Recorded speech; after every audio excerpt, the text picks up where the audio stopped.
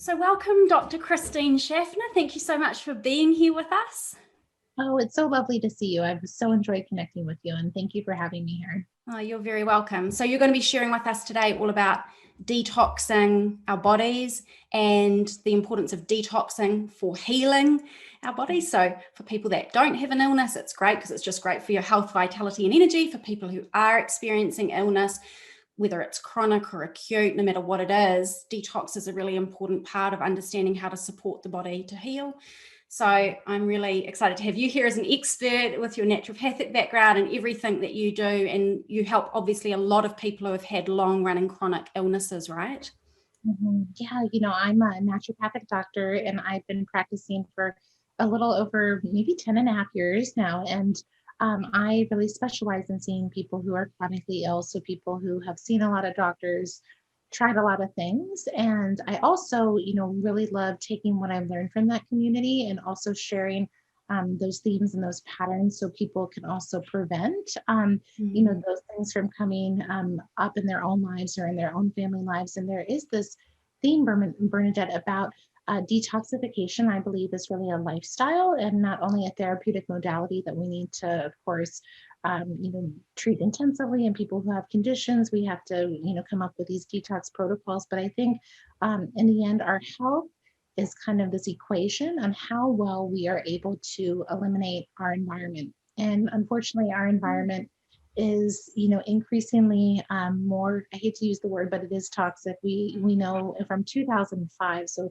over, 15 years ago, they did a study of children who were born newborns, and they looked at the cord blood. And in that time, they found over 280 chemicals in the cord blood of these newborn babies. And so again, that was years ago. And, you can only imagine what, newborns are born with now. And so we're not starting from zero anymore. And I think it's this kind of great synergy of things in our environment, like heavy metals, which can be things that are like arsenic, cadmium, aluminum, mercury, lead. Those are big ones. There's a lot more awareness nowadays around the active ingredient in an herbicide called Roundup. So there's a lot of information through our friend Dr. Senev, her work on glyphosate and how glyphosate really disrupts so many pathways in the body. Mm-hmm. Also know not only that herbicide, but other pesticides. And then there's just kind of this whole array of what we would call persistent organic pollutants. So things that are in our cooking ware, things that are in our personal care products and our medications and Mm. plastics. And so it's just this kind of, one plus one doesn't equal two, right? So one of these things in isolation, and then we put them together because we're exposed to these things at the same time. And then I'm also learning constantly and seeing more and more people affected by electrosmog. And that can be, the EMF exposure that we're all increasingly exposed to. Yeah. So that's going to be cell phones and Wi-Fi and what have everything from smart meters to 5G and so forth. And so so the human body is so resilient, right? The fact that we're all doing so well with Right. Yeah. stressors, but I think really having an awareness, not from a fear place, but an understanding of, okay, what are we up against and how do we stay resilient and healthy given all of this landscape? Yes, and beautiful. And I'm really glad that you put that note on the end, not to be afraid. And I think it's really important to say, because what I've seen is people go so extreme out of fear that they are under such stress about trying to perfectly detox their environment that probably the stress is doing them more harm than the pollutants were doing in the first place. so I'm just about like common sense things. It's like, oh, I've got a choice between this and this. This is like heavily pollutant and this is not. I'll choose this. Like really simple things that we can do that may not make everything perfect. We don't live in a perfect world, but some really basic things. Like if you want to have a healthy body or you're dealing with a chronic illness, what are the like obvious big red flag stuff? Like if I'm rubbing stuff on my skin and it's full of chemicals, or I'm spraying stuff around the house and it's full of chemicals, like just really like easy wins, right? So do you want to talk a little bit about the body and what's actually going on when we are experiencing, whether it be like you say, it's like whether there's stuff in our deodorant we're putting, pollutants onto our body, or whether it's in water or in our cooking ware or whatever it is, chemicals we use around our house. what the Mhm. body needs and what happens if we're getting too much of all of these things layering on. Like, it's not one thing, right? It's the layering of all those things, what happens in the body, and why when removing that, that makes a difference. Yeah, absolutely. I probably could, talk for a long time about, that question. But I think from my lens, what I'm always looking at, especially for my patients, and I think it's really important for people who are healthy because of the rise of what we're seeing and an increase of what we would call neurological conditions, because we're seeing more and more exposures to what we call neurotoxins. Okay. And neurotoxins have an affinity for our nervous system, right? So they're typically what we call fat soluble. They can be absorbed in tissue that is fat loving. So they're lipophilic, we would also say. And so these toxicants can get into cell membranes, they can get into nerves, they can be acquired into the brain. And so we look especially at two heavy metals, one aluminum, and then the other would be mercury. And a lot of people have a mercury exposure from dental Mhm. fillings. Those are, becoming out of favor, thank goodness, but a lot of people still have them. And Mm. can be an exposure over time that mercury vapor can be released in the mouth. And amalgam fillings are an amalgam of mercury. They also have silver, tin, copper, nickel. And the mercury is a very known neurotoxin, and that mercury vapor can be inhaled over time, and that can be absorbed into our cranial nerves, and then that gets transported into the brain via what we call retrograde axonal transport. So just taking a survey of your mouth and seeing do you still have dental fillings? Do you have any symptoms? I think nobody should have dental fillings, but again, or amalgam fillings. But if you do, depending on where you are in your health, and always, always, always, it's so much better to do this safely than to do it not safely. Mm. So always work with what we would call a biological dentist to get these safely removed. So Mhm. so we have amalgam fillings, and then aluminum is another known neurotoxin. And they've studied, there's a Professor Chris Exley. He's out of the University of Kiel in the UK, and he's studied the brains of postmortem patients with Alzheimer's and also with autism, and has found a high amount of aluminum in the brain, more than should be there. Aluminum shouldn't be in the body, so he's Mhm. finding significant amounts, and that can affect our neurology, our communication in the brain, neuroinflammation, and so that can create a lot of the symptoms associated. So one of the cool things, though, with aluminum is that it can be excreted. He also showed studies that if you drink a mineral water that is high in silica, that increases the urinary excretion of aluminum. So that's a Mm. great, simple tool. Fiji water, Volvic, Evian, other natural Mm. spring waters can be really great. And that has been studied to show that we excrete aluminum with mineral water that's high in silica. And then you can also take silica-based products and then get all the other benefits of it's good for your hair, your Beautiful. skin, your nails. So we think about, a neurotoxic effect. Again, that's just a snapshot. And then when we think about glyphosate is the active ingredient in the herbicide Roundup. Uh, Mhm. and this has a multitude of effects in the body. One thing I always like to share with people is that glyphosate was patented as an antibiotic, so it has a pretty big effect on our gut microbiome. So it can affect our gut microbiome not only as an antibiotic effect, but it also affects our microbes' ability to make these what we call aromatic amino acids. So it interferes with something called the shikimate pathway, and so essentially we cannot make as much serotonin, Mm. thyroid, and the downstreams effect of that. So not as much melatonin. So it affects our kind of gut microbiome. Which is then Also, affecting our emotional, for people that are maybe hearing all these terms, that's going to affect how we think and how we feel, right? exactly, our gut brain connection is so important, right? So if Mhm. our microbiome, we're more microbes than human cells, right? So if our gut bacteria not only help us to digest our food, but it helps to make, products, like neurotransmitters and hormones and so forth. So if we're have an imbalance of gut bacteria, or they're impaired in making certain key parts of our neurotransmitters like amino acids, we could feel depressed, we could feel Mm. anxious, we could feel low. And so glyphosate affects our gut microbiome, and it also can create leakiness in the gut through increasing something called zonulin. It can affect our liver detoxification pathways and interfere with what we call our cytochrome P450 system.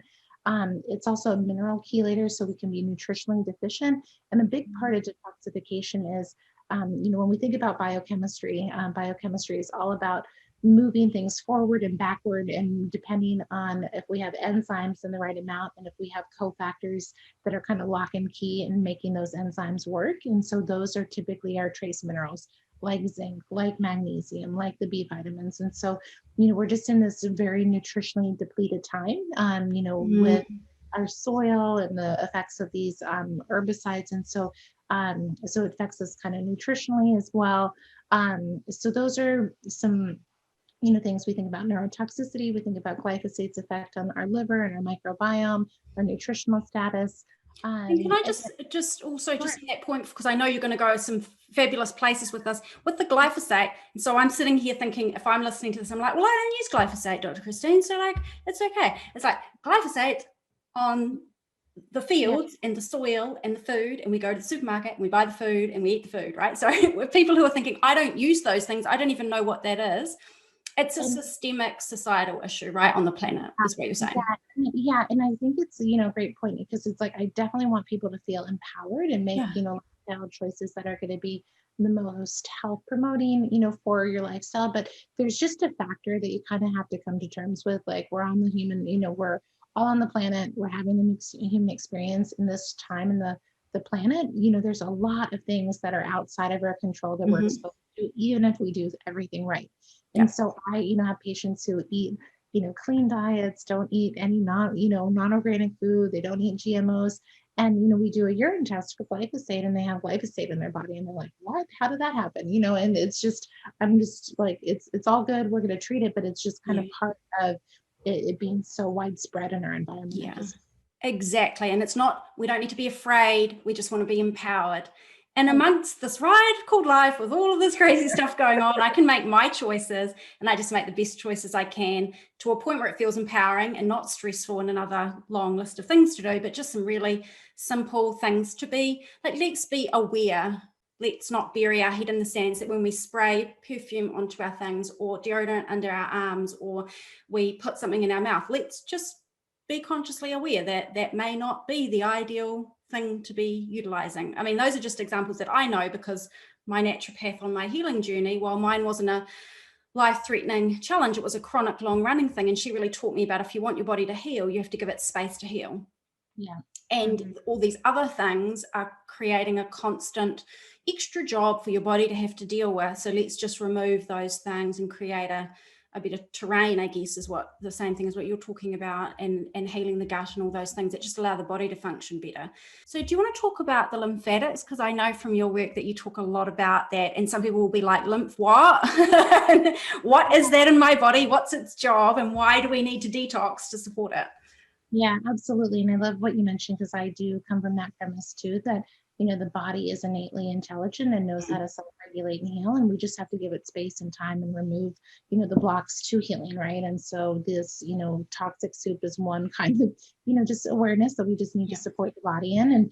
And this is a definitely a passionate place in the body for me, is the lymphatic system, because the lymphatic system, I feel, is often very overlooked, underappreciated. And the lymphatic system, it's really rewarding to treat. People feel good when we start acknowledging the lymph. And what the lymph is it's a body-wide network of what we would call lymph capillaries, lymphatic vessels, lymphatic nodes, organs, glands. And just to kind of paint the picture of how it works, is it's tied intimately with our circulatory system. So as blood is pumped from our heart, it's oxygen rich. And so that blood is carried through arteries. It goes into the tissue space in what we call capillaries, where it's kind of these smaller spaces in the body. And then oxygen basically is exchanged in the blood, in the tissue space. And what happens in that capillary exchange, where arteries are turning into veins, fluid leaves the capillary bed. And that fluid, some of it returns back to the venous system, and a lot of it actually is basically exits that space, and it becomes what we call interstitial fluid that bathes our cells, and it's called the extracellular matrix.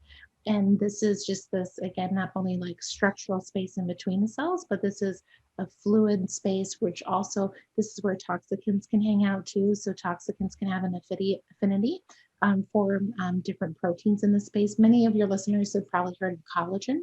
Collagen is, abundant, the most abundant protein in the body, and that's in this space.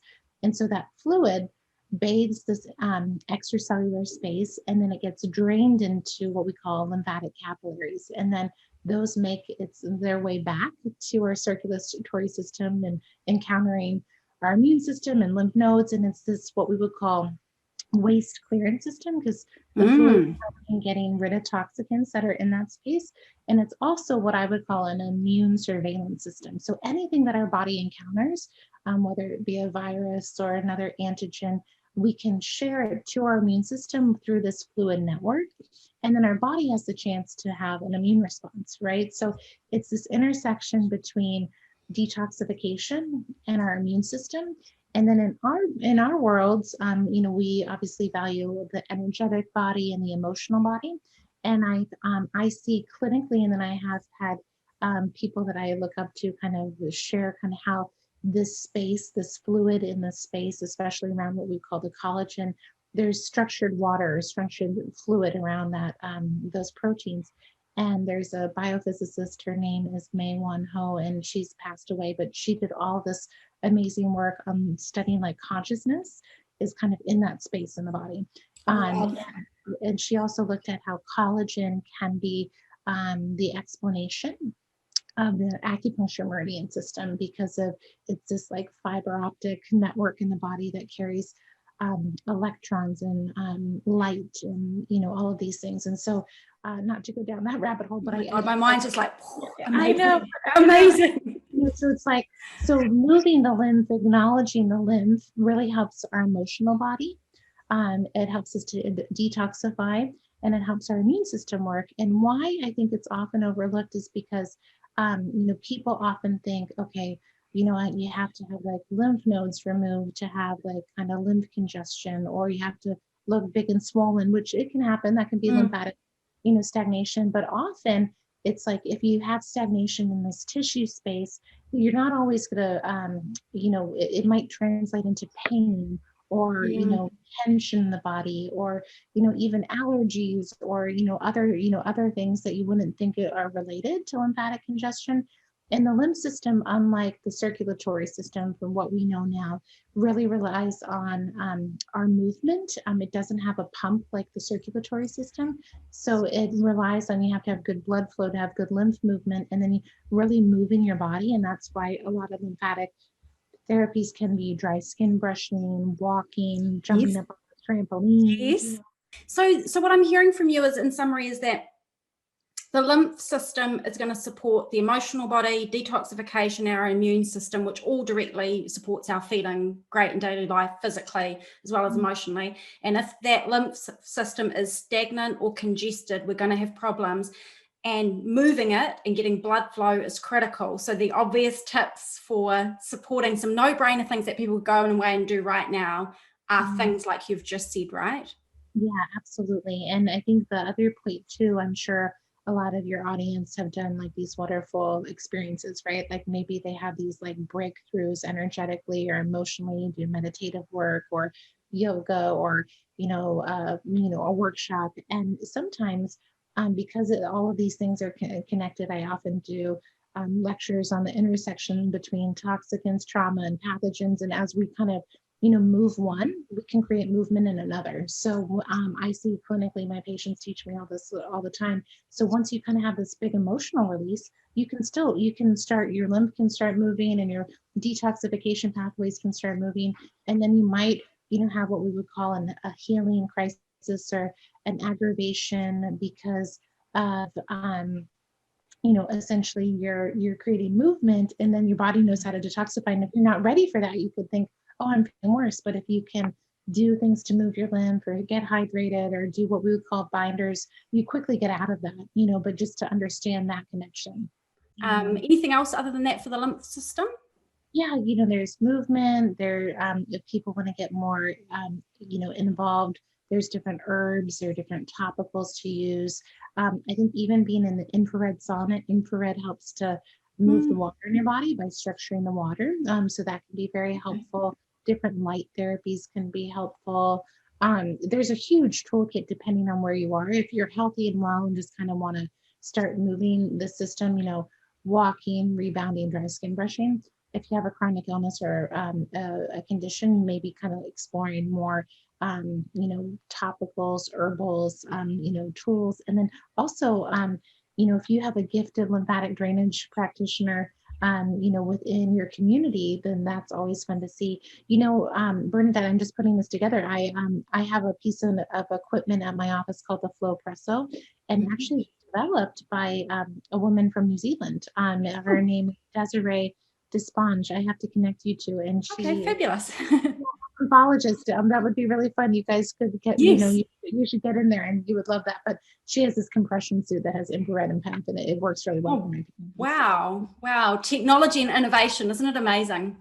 So, And so for anyone who's experiencing these things, I think it's just like being a layperson, yep. meaning all the technical terms are sort of like, I'm like overwhelmed sometimes by it. When you're not well, and I've said this when I've talked to other doctors and presented information to my community, when you're not well, it is so overwhelming about where to start.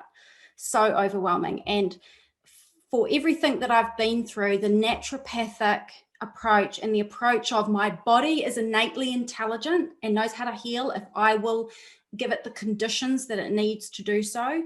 It's just so resonant. I mean, I know it's different for every person. Worked for me.